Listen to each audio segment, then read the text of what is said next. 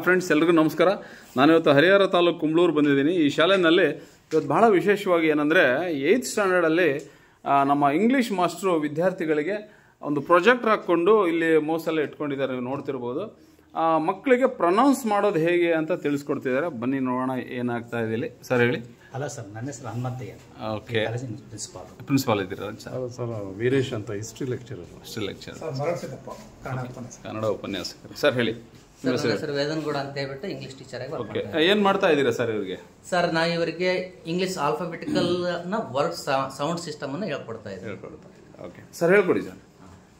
A sounds 5 sounds ಇದಾವಲ್ಲ, ಒಂದ್ಸರಿ ಹೇಳ್ರಿ.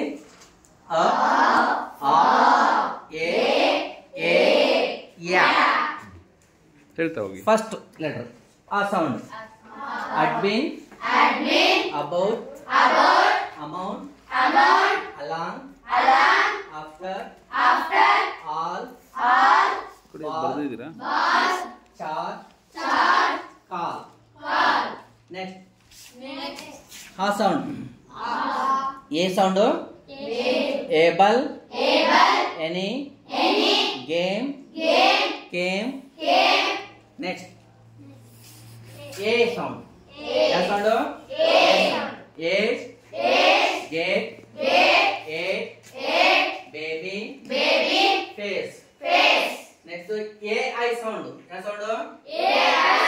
AI aim air gain main train.